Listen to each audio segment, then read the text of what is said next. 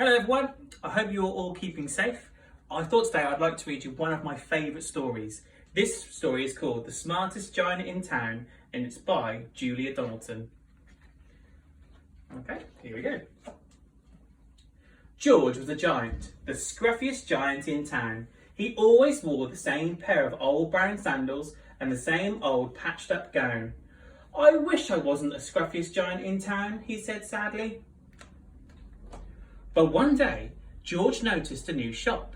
It was full of smart clothes, so he bought a smart shirt, a smart pair of trousers, a smart belt, a smart stripy tie, some smart socks with diamonds up the sides, and a pair of smart shiny shoes.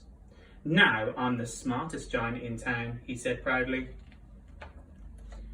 George left his old clothes behind in the shop. He was about to go home when he heard a sound.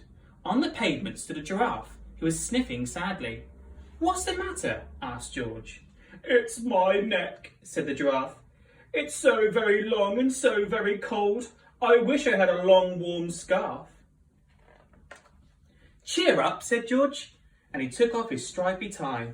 "It didn't match my socks anyway," he said as he wound it round the giraffe's long neck. It made a wonderful scarf. "Thank you," said the giraffe.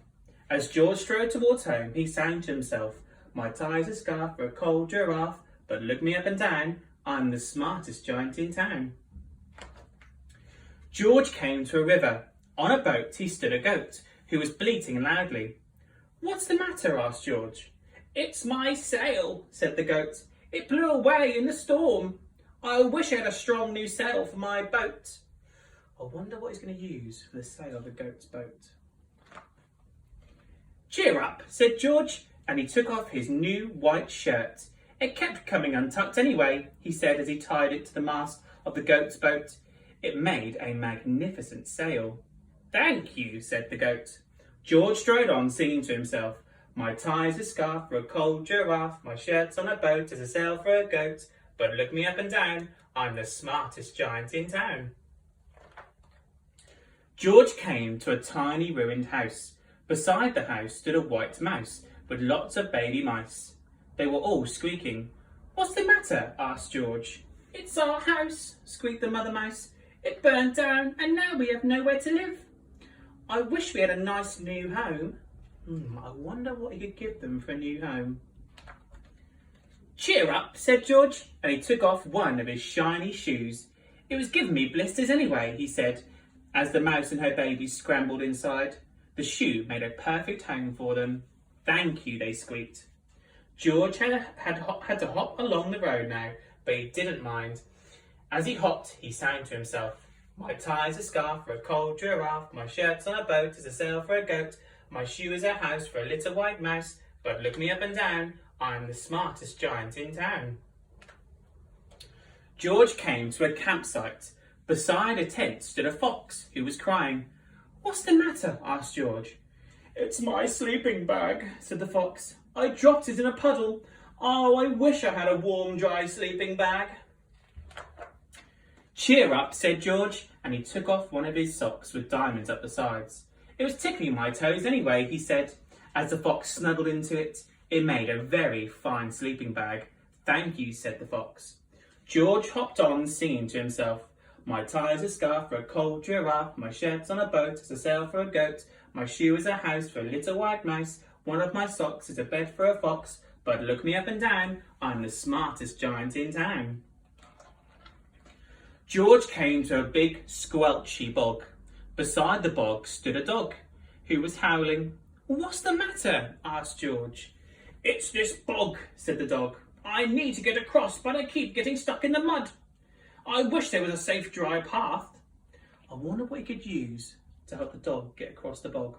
Let's find out. "Cheer up," said George, and he took off his smart new belt.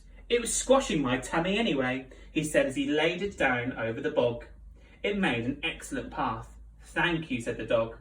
The wind started to blow, but George didn't mind. He hopped on, singing to himself, "My tie's a scarf for a cold giraffe, my shirt's on a boat as a sail for a goat, my shoe is a house for a little white mouse, one of my socks is a bed for a fox, my belt held a dog who was crossing a bog, but My trousers are falling down. I'm the coldest giant in town.